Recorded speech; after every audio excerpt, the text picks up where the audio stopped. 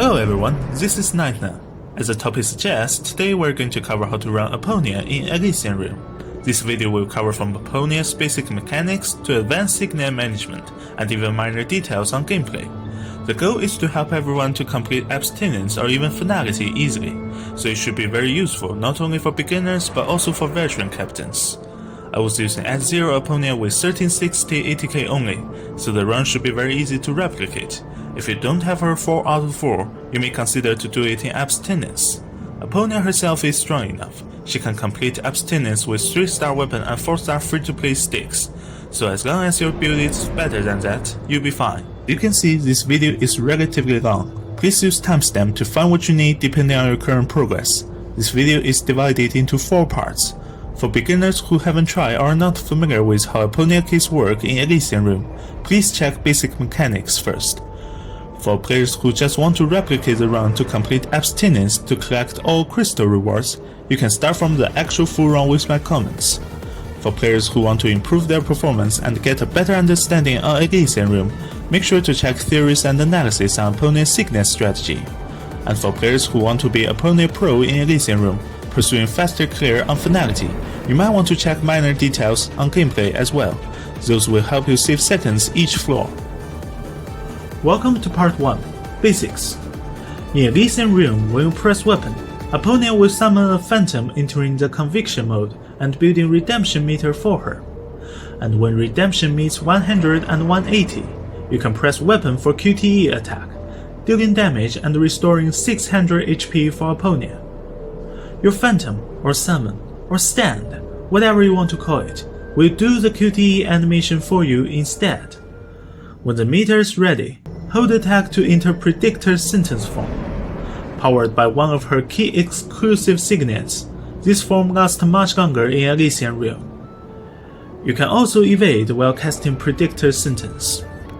So when you start the game, use weapon to activate Conviction, keep attacking to build up Redemption meter, press QTE when you can. The main damage output comes from your charge attack, which is Predictor Sentence. After getting Exclusive of Inclusiveness. Wait, what the hell is that? Exclusive of Inclusiveness? Alright, after getting Elysian Signet of Inclusiveness, Aponia's ultimate fully restores the redemption meter.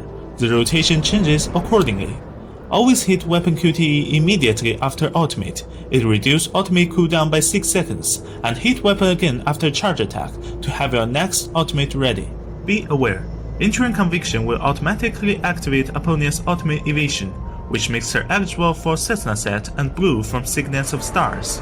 That's Aponia's basic mechanics and rotation. You may discover more following my full run in part 3. Welcome to the second part, Theory and Analysis on Aponia's Signet Strategy. Many of you must be curious what signets work well with Aponia and what should Aponia start with. I mean, of course we can learn it directly from wiki or from other people's video, but why don't we try to figure it out ourselves? The idea of value and priority should be enough to answer those 2 questions. The damage and duration determines the signet's value, which in other words, strength. In addition to having a high value, if the trigger condition is friendly to certain Valk, or it doesn't have any trigger condition at all, then the priority becomes high. For Aponia, let's first exclude some signet sets with low value. Vivi's Helix Signet has a fair damage buff but very low duration. It doesn't fit into Aponia's damage pattern at all. Reveries are generally weak since we're unlikely to get or hold many coins running Aponia. Daybreak is obviously not strong in most situations and it doesn't fit with Aponia either. Infinity actually works in a very specific way but we might not want to replicate.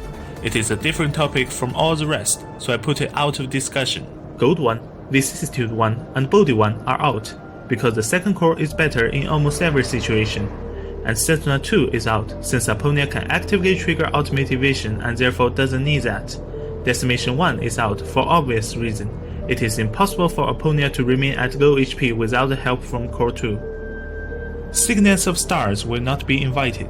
Not because it is weak, on the contrary, it is because Star is a must-have in mid-game, so it won't join this discussion comparing with other signets. Star's Red has an independent mathematical interval, so its utility scales as you collecting more signets, but the stats is low for early game, so it doesn't have the highest priority, but it is like mandatory in mid-game against Hephaestus at floor 12. Let's see what are left on the table and start to determine priorities. We have Vicissitude 2, Go 2, Decimation 2, Body 2, Sentinel 1, Discipline, and both 1 and 2 for Deliverance. The best solution is hidden among them, so let's take more of Aponia's feature and damage pattern into consideration. Aponia herself is strong enough in Elysian Realm and has relatively long rotation. Therefore, the difference between the first set of signets is very insignificant, reflected by actual time consumed. If you have max build Aponia, you literally can pick useless signet and have zero effect on time consumed in early stages. The 8th floor is the first testing ground for Aponia's signet build quality, so pick 2 sets or 1 set with enhanced signets from them and see if you can get a good one. You might want to pause the video now if you really want to think over it. The answer is coming right up in 3, 2, 1, here we go. As long as you didn't pick Body 2 or Sentinel 1 or Deliverance 2, you're good. Body 2 has high value but needs 4 basic signet to function properly, therefore has low priority in early game. You usually want to get a Body core after you have collected at least 2 basics from shop. Sentinel's problem is even more obvious. Her buff only lasts 8 seconds, which doesn't fit with Aponia's damage pattern, and we have no way to improve on this later, so those 2 are supplementary for Aponia. Deliverance 2 on the other hand is just simply too weak and need an entire rotation to initiate. Getting his enhanced signet is not as good compared to getting another different set. The OP sets to start with include Vicissitude 2 as always due to guaranteed upgrade for Breach at the first shop. Discipline provides strongest stats among all 3-piece cores, since damage of Aponia's charge attack is also considered as ultimate damage. Decimation 2. Brutal buff lasting forever with no trigger condition after getting Core 2, and Aponia charges the Core 2 meter really fast by QTE. Go 2 is usually great, but Core 2's buff only lasts 19 seconds for Aponia, and she doesn't farm SP that fast, so Go 2 is not as powerful for Aponia. But surprisingly, 7-piece set of Deliverance 1 is actually Aponia's optimal choice to start with plus 2 level on all Kevin basic signets as stage effect, and the new double sigil system. We can get all Kevin signets at the maximum plus 3 level in early game with 306 coins only. I'll show you exactly how to do that in my full run at part 3. This gives Deliverance 1 unrivaled advantage in the following comparison. But to start with, I need to make several points clear regarding to this chart. First, this chart is for Aponia only under the stage effect of the first half of patch 5.7. It does not apply to another Valk or in different situation. Second, this is not a fair comparison. Like I said before, Kevin signets get unrivaled advantage here due to stage effect and sigil switching trick. Vicissitude Breach signet is also at plus 3 level, because that's exactly what many players do at the first drop to secure their primary breach source. All other signets are set as default value based on the actual practice of early stages. Third, to unify expression, discipline buffs are converted into this because Aponia's charge attack, which is her primary damage source, is also considered as ultimate damage, and therefore can utilize buffs provided by both the first and fourth signets of discipline. Such conversion makes no sense for other Valks. Fourth, there are 2 disciplines here. The first one is for its maximum potential 20 seconds after the battle starts, but if you have max build Aponia, sometimes the battle doesn't last that long, so the second one indicates the stats balanced by mathematical expectation over average time spent for 1 floor. Although the stats on the table already made a point, but here I want to tell you 3 reasons why starting with Deliverance 1 and getting it enhanced is the best. The first advantage to take Deliverance is that the buff duration and coverage fits perfectly with Aponia's damage pattern. Enhanced signets, the Crusade of the Deliverer provides additional buffs 3 seconds after using ultimate, and Aponia's charge attack, which immediately follows her ultimate, takes 3 seconds to reach maximum output, powered by her exclusive signet of Admonition. Another enhanced signet, Echo of the Deliverer, extends the buff duration to 11 seconds at maximum. Each of Aponia's rotation takes exactly 11 seconds, so the patterns match really well. Secondly, 7 pieces of Deliverance 1 grants the most decent damage buff in actual game. Let's combine the best 2 of 3-piece cores together competing against Kevin's 7-piece set. First, let's have Vicissitude and Discipline versus Deliverance. Discipline for Aponia is the strongest 3-piece core, and Vicissitude provides valuable breach source. Their combination should be the strongest. Even at Discipline's maximum potential, their combination only bests Deliverance by 15% of total damage, but lowers non-elemental damage by 10% and breach by 25%. In actual practice, Deliverance outperformed that combination easily. Starting with Deliverance 1, I spent at most 18 seconds on Twins at 8th floor. Check my best records on Twins, 11 seconds by Deliverance. If you start with those two instead, you need Triple S Aponia to do the same. The reason is that it takes 20 seconds for Discipline to reach its maximum. While Discipline is still approaching its maximum, Deliverance is like done already. You may check the balanced stats for Discipline to reflect the actual gap here. The other combinations are just simply no match for Deliverance, since if you replace Vicissitude, you have no breach source, and if you replace Discipline, the stats are just not as good in every aspect. Third, the way building up to 7 pieces of Deliverance is actually stable, and provides comfortable gaming experience. Be aware, for all 3-piece cores, for example Vicissitude, we only want to get 3 basics among 6. So if we are not lucky, we might miss one key component from the set, which will make the situation really bad if we don't want any enhanced Signet from the set. Because if we enter Portal later, searching for the missing one, we will likely be targeting 1 among 6, and the chance is not promising at all.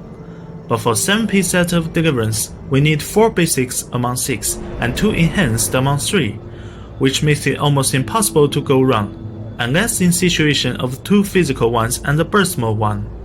Also, Deliverance SP Signet will regenerate 11 SP per second, which is enough to cover Aponia's SP consumption. For other sets, the SP Signet is always like the 4th choice, which brings us back to exactly the same dilemma as of the missing key component one I just mentioned. But if we don't have any Signets for SP, we will find our rotation disturbed by lacking of SP for another ultimate in mid-game. Now, let's move on to other Signets. Vicissitude and Deliverance are mutually exclusive. If you start with Vicissitude, do not try to get Deliverance later. The process will no longer be stable and will mess with your Signet management drastically. And if you have Deliverance already, don't go for Vicissitude, since you no longer need more breach. For both different starts, the rest is the same. For Discipline, be aware, Aponia's ultimate can take advantage of buff from the first Signet of Discipline, so the actual performance is slightly worse than what the chart suggests. Despite of this and the problem of initiation, Discipline is still undisputed the best 3-piece core for Aponia. For Signet of Stars, Red, Yellow, Blue, Duration Extension, and its core, those are kind of must-have before floor 12. In addition, Decimation 2 or Body 2 are good to have. Gold is really supplementary here, since a buff from its core only lasts 19 seconds for Aponia, and she usually doesn't have many remaining SP. Sentinel 1 also works if we don't have other options. Welcome to part 3. At this part, I'm going to show you the full run with my comments. I actually try to explain everything but realized I've been talking all the time, which can be very disturbing if you're just here to appreciate the run. I want to make this video friendly to players from every skill level, so I didn't delete all my comments. Please, mute the video if you don't need those, or else you'll be listening to me explaining my run in the next 20 minutes non-stop. You might find it very disturbing, so let's get started. For buffs, we're going to take these two. I use max build 4 out of 4 Aponia with 1360 ATK only, due to poor Divine Key collection. If you have a good one, your Aponia ATK is likely to be at 1450. For support, we're going to take Blood Rose and Azure Empyrean. We may switch Blood Rose into Lightning Empress in mid game. As I said in part 2, we're going to start with Deliverance and get every Signet at maximum +3 level in early game. So we're starting with Kevin's 2-star and 4-star sigils. Kevin's 4-star sigil gives a bonus level to all Kevin Signets obtained. Under the +2 level stage effect, all basic Signets of Deliverance will be at maximum +3 level automatically. Okay, let's get started. For exclusive Signet, we're going to pick Admonition and Shelter at the beginning to maximize our damage. Be aware, there's a critical issue with Blessing of Shelter's translation due to oversimplification. The CN description says, damage of charged attack also counts as ultimate damage, instead of count as ultimate.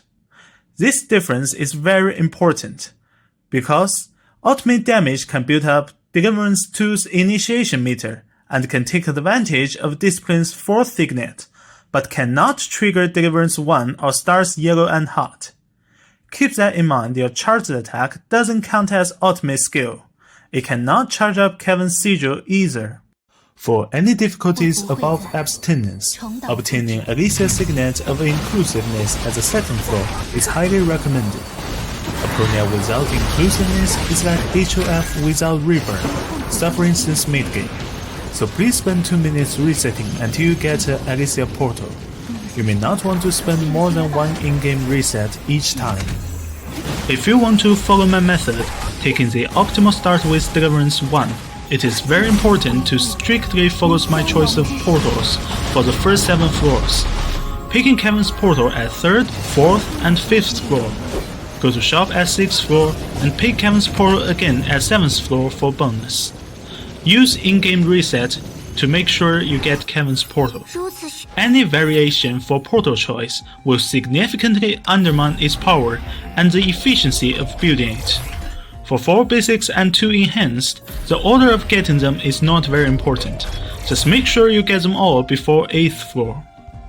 Don't be tempted by additional Elysian portal. Stick to the plan like what I just did here. The other 2 exclusives are not very good. Don't go for them for the rest of the game, unless you run out of choice for portals. As you can see here, Aponia herself is really strong. She clears early stages way too fast, so she doesn't depend on 4-star sigils at all. And you can pick any needed Deliverance Signet here. It will not affect time spent at 4th floor, not even for the slightest. 既然是真正的我让。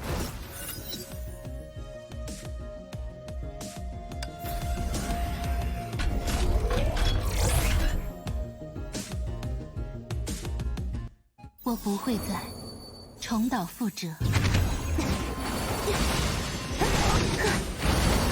For the first bonus floor, it is really not that hard. It only took me like 32 seconds to complete it. If you don't have Xenoset and use Handleset instead, you'll be fine. I mean, the gap is not that big between these 2 sets of Stigmata, and there are still 48 seconds left. If you don't have decent build at all, lower the difficulty and try to do it in abstinence. Wait until you have her maxed to challenge Finality. I mean, come on, we're not playing Elden Ring, so we probably are not looking for suffering, right?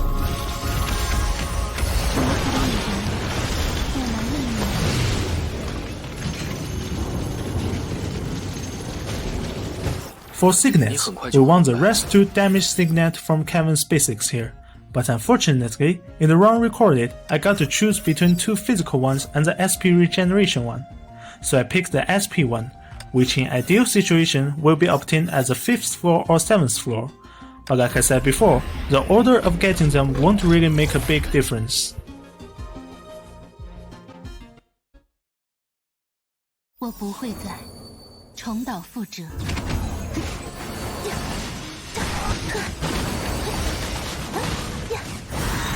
Even with 1 damage Signet missing, I still complete floor 5 in 19 seconds, which is exactly the same time it takes when I have all 3 damage Signets.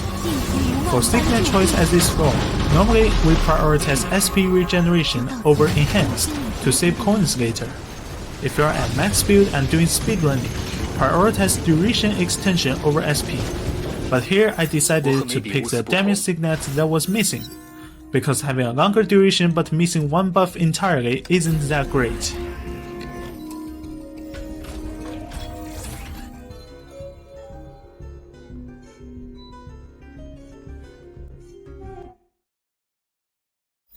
Now comes the Phyllis shop. The first thing we need to do when we enter the shop floor is to check the portal for the next floor. Just make sure Kevin's portal is there. Use in-game reset if it's not, then check what the shop offers. But this time I'm a little bit luckier that I found duration extension at the shop. Normally, we don't want that and we don't need that. We will get those 2 enhanced signets at the bonus floor. Taking this one gives me advantage for a moment, but I will have to take the burst mode one at 7th floor, which isn't that helpful comparing to other signets. I'm going to pick stars blue and cold here, because stars red, yellow, blue, duration extension and its core are sort of must-have in mid-game. Blue and Cold doesn't provide any additional damage before getting its core, but if you are very experienced in Elysian Realm, you might have realized at this point, having 2 basics of stars before 10th floor is the only way we can collect another different core before floor 12 in addition to stars and Deliverance 1. You see that coming later. Now comes the important part. After securing Kevin's portal for the bonus floor, we switch Kevin's 2-star sigil into Kevin's 3-star sigil to give another additional level to Kevin's enhanced signet obtained at 7th floor. And we're going to switch Blood Rose into Lightning Impress for instant initiation, unless you get Eden's 30 SP signet at this shop.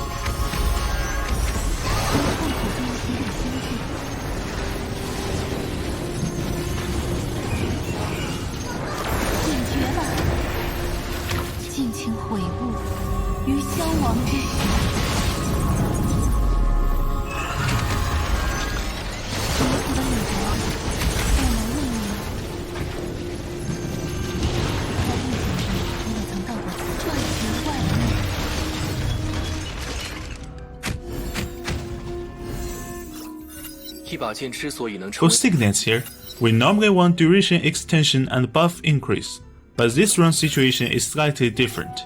Usually, we don't want the burst mode one at all. Now we've collected 7-piece set of Deliverance 1, let's see how strong it is in the first boss stage. Be aware, I entered Portal of Stars. That will be the second basic of stars before 10th floor, like I mentioned. 我不会再重蹈覆辙，上前受戒，尽服于万般注定。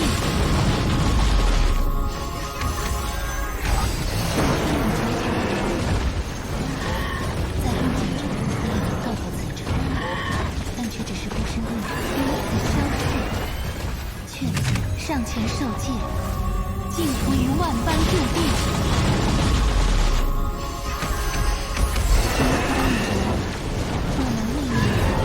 17 seconds. See how fast it is for S0 Aponia. But I'm pretty unlucky here that there's no red or yellow for me to choose, so I have to choose duration extension, which still provides no damage buff at all.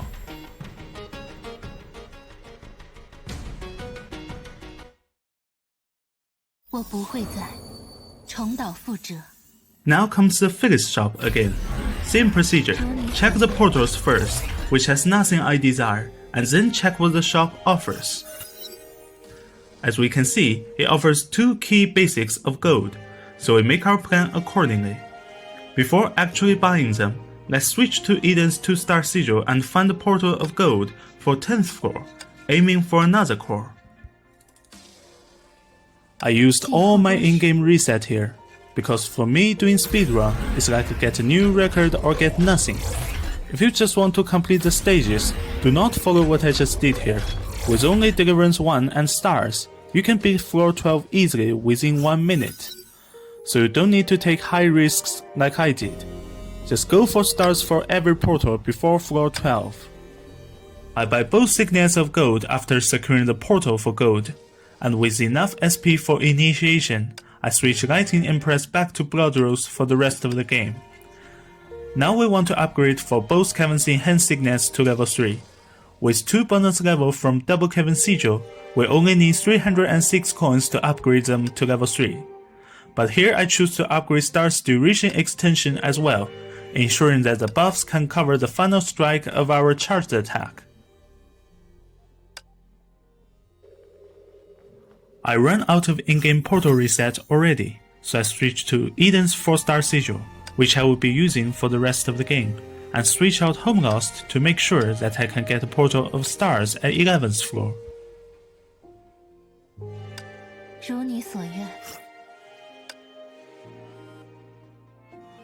Now you can see I already have 7 pieces of Deliverance, 2 pieces of stars and 2 pieces of gold, so I can get Core 2 of gold at 10th floor and Core of stars at 11th floor.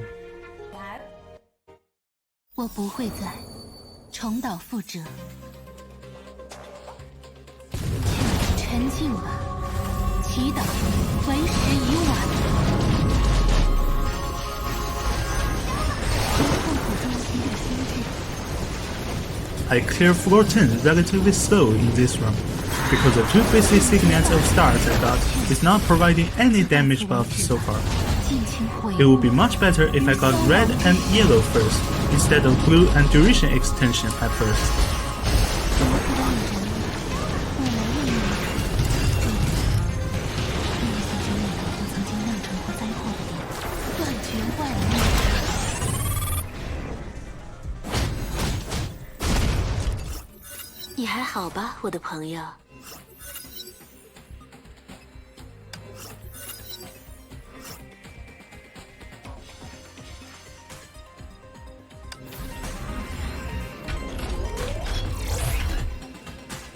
Here, I used another reset provided by Home Lost to find Portal of Stars.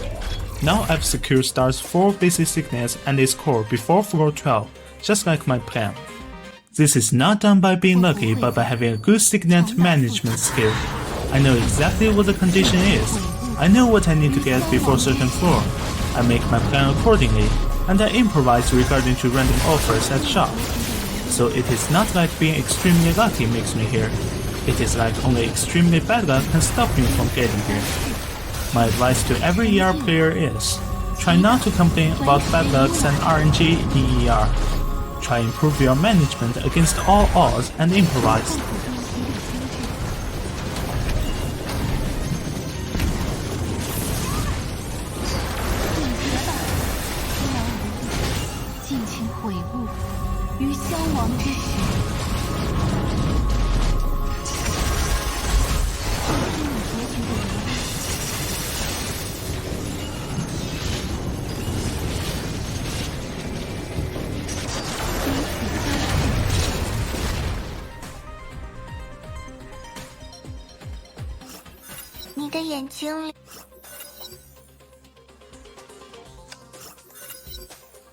From now on, the choice for signets becomes variable. You just need to get another 1 or 2 cores to complete the stage, like Discipline if you haven't got it already. Body, Decimation, those are good as well. My plan is to get a Discipline set and more of Stars enhanced signets. There really isn't that much of strategy after this point, so my comments will focus more on gameplay.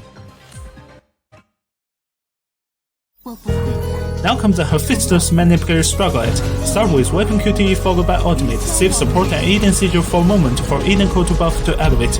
Press QTE and start your charge attack. Pop Azure Imperium 2 seconds before your redemption meter goes to 0, which is now, and activate Glacials and Eden Sigil when the animation is out. Press weapon to reset ultimate cooldown and use it immediately to start your second rotation. Most of the second rotation will be covered by buffs from Eden Culture, Azure Imperium, Eden Sigil, and Bludgeons.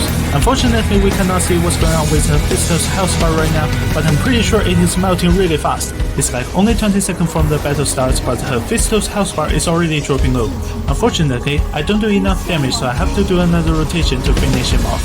The Eden Culture buff has been reset at this point. Support and Sigil buff are gone already. In CN server, many average players complain Hephaestus being too hard for opponent, but tell me, is it really that hard after watching this video?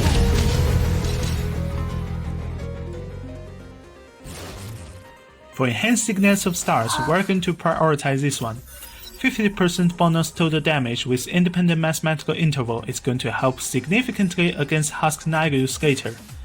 If this one is not there, Stars Black and the adaptive damage one is also good to take. If we want to get another 2 different cores, we have to enter shop at 13th floor. But considering that I only have 2 in-game reset left and possess 0 discipline signets, I choose the existing discipline portal to minimize the possibility of me being screwed by RNG so bad that I don't get discipline 3-piece core in the end. In this case, all I need to do next is to get a discipline portal for the 15th floor.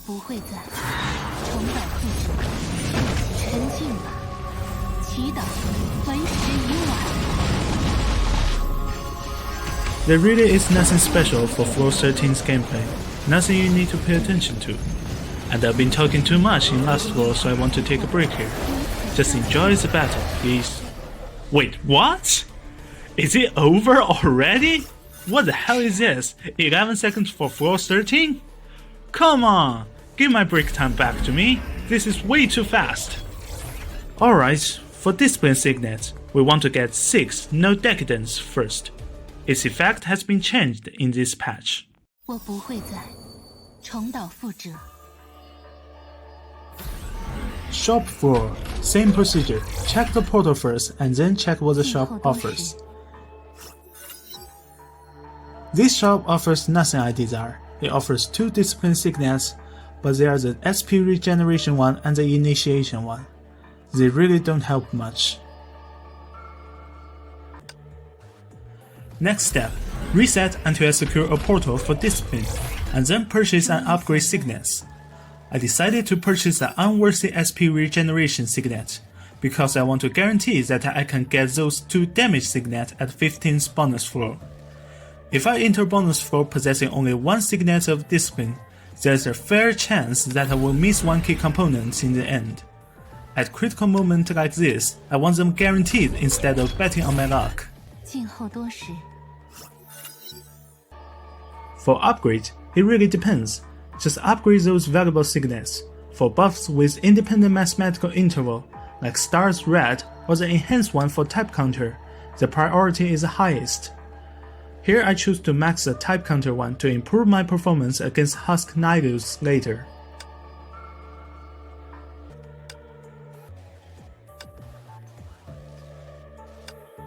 如你所愿。就如同我所知晓的那，我不会再重蹈覆辙，彻底尽情毁灭于消亡之时。 For 15th floor, we're not going to do well against the tanky imaginary enemy as a second wave, because we've taken a considerable amount of signets of stars, which is not as effective against the imaginary enemies. For imaginary enemy, its shell and seed are 2 different things. You have to tend them again when it is reduced to seed, but we may not have our related skill ready at the moment, so there's a gap. Aponia tends enemy every 11 seconds, so the gap is big. Her performance at this floor is not as good as some other Valks like Phyllis. But don't worry, you don't necessarily need to get the bonus to complete Elysian Realm. However, if you can get bonus at this floor, congratulations! It means your damage output is much greater than the minimum requirement to beat the final boss later. You will likely beat them easily. 祈祷为时已晚。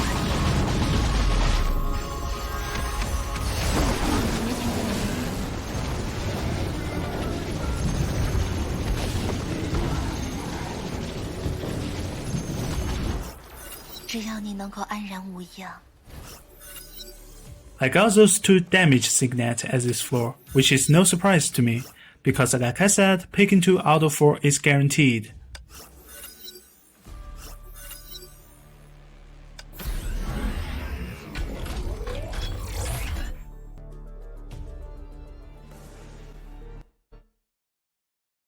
我不会再重蹈覆辙。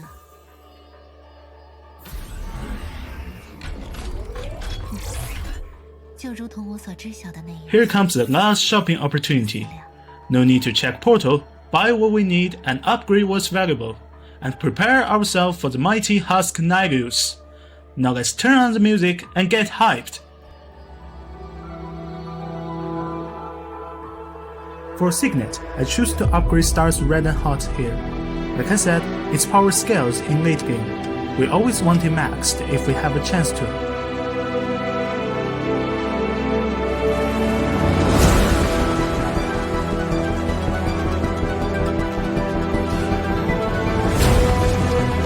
Now everything's ready. Let's go challenge Husk Nidus and it's showtime! 重蹈覆辙。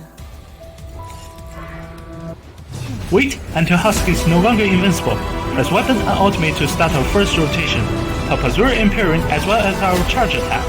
When the animation is done, release our Eden Sigil and Bloodrose. Predict her sentence take it down to its knees, making Husk more vulnerable to damage. And here comes the Inhibitor's Adjudication. Brutally obliterate 8 entire health bar from Husk. Now we finish him off with another ultimate. But the battle is not finished yet. Here comes the resurrection mechanism, but we have our charge attack ready. When the clockwork starts to descend, unleash Predictor Sentence to break it instantly, and conclude the battle within 30 seconds.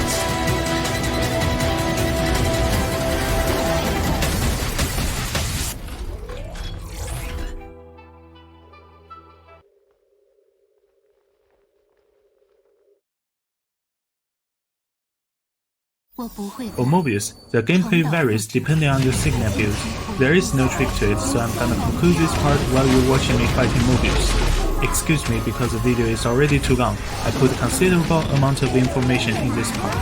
The idea is to not only tell you my decisions but also explain why did I make such decisions in certain situations. I believe understanding those decisions is important to improve your performance in Elysian Realm, but I don't know really. This is the first time I make a guide and I always worry did I actually talk too much in video, since I've been talking all the time. This could be very disturbing if you're just here to appreciate the run, and I apologize if that's the situation. That's all about part 3. The run generally should be very easy to replicate as long as you follow exactly what I did for the first 7 floors, and the rest of the game should be very easy regardless. Again, I was using S0 Aponia with 1360 ATK only, and I was beating Finality easily. I have worked on my ethics, but my ATK is still way below average because my Divine Key collection is too poor, and I didn't even use my elf, so the requirement is like the lowest.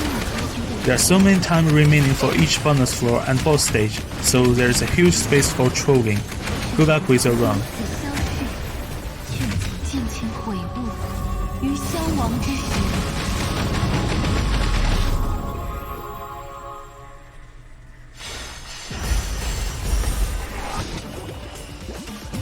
早已投向阴影，我也只是亦步亦趋。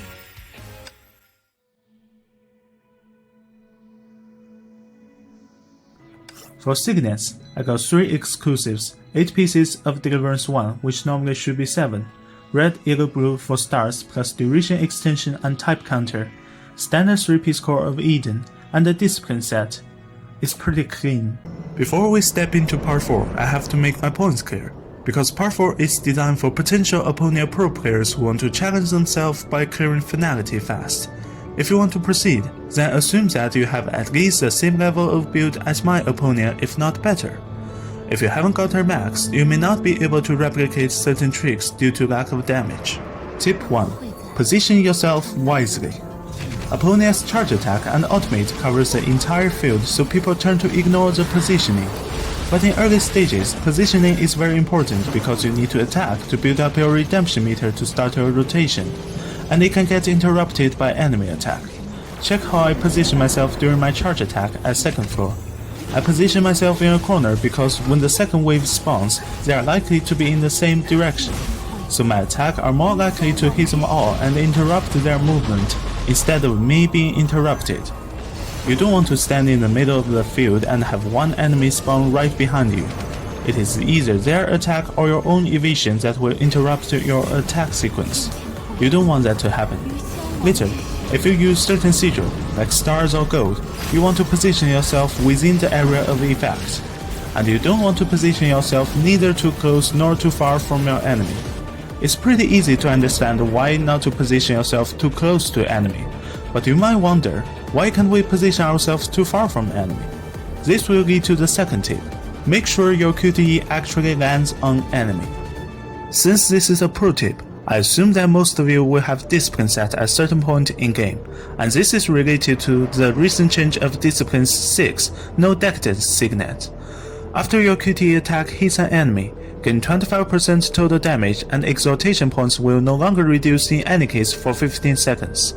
This, in mid game and late game, is triggered by the QTE between weapon and ultimate, but be aware, it must land on enemy to trigger this critical effect. Another interesting thing I found during so many Aponia runs is that her QTE range isn't infinite, and its accuracy decreases if the enemy is too far or is charging towards you. Missing your QTE is a lethal mistake which will result in your exaltation points remains low for a long time. Pay attention to your QTE and frequently check your exaltation number. If it drops for no reason, it means your QTE has missed. You may want to retry for this floor. This happens frequently, and I found this issue even in videos from CN's most recognized runners. Tip 3. Cancel Inhibitor's adjudication in early game.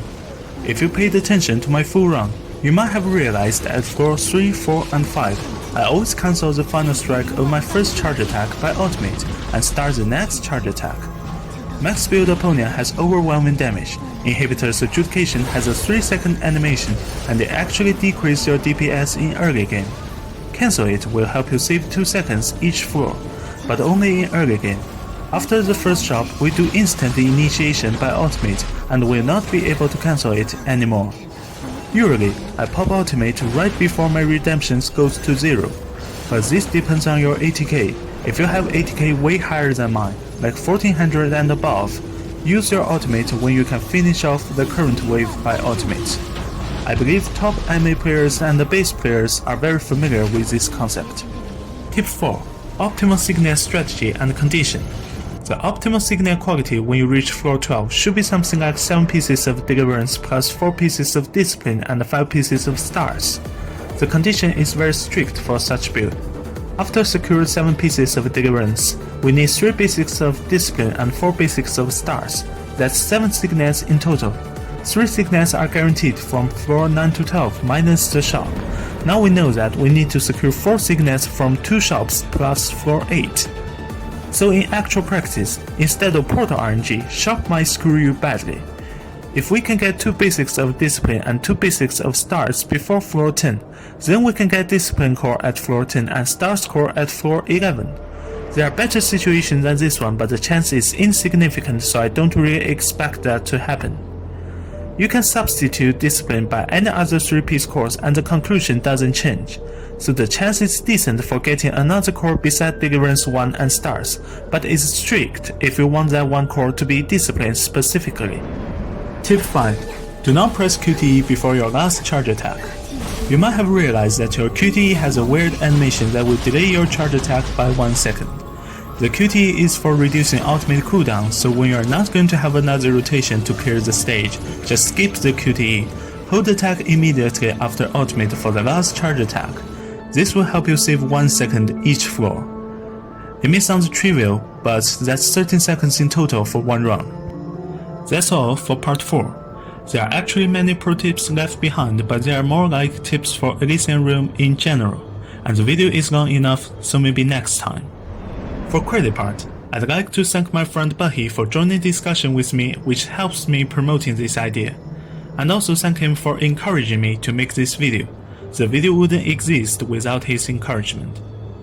Also, thank Mr. Kratos for helping and providing instructions all along. He is one of the most recognized Elysian Realm runner and a great content creator in CN community. At that time, the mainstream playstyle for Aponia is a multiple 3-piece core method. I brought up the Deliverance 1 method to him and asked him for further instruction. It was like a peer review that he and I did the testing separately and reached the same conclusion. He encouraged me to write a guide in HoYoLab CN and provided help in the process. That's the end of the video. This is the first time I make a video, so likes and subscribes are like abstract concepts to me. But if it somehow can represent that the video is actually very helpful, I'll be really happy. If you really enjoyed the video, maybe share it with your friends or in Honkai community. Thank you for watching the video.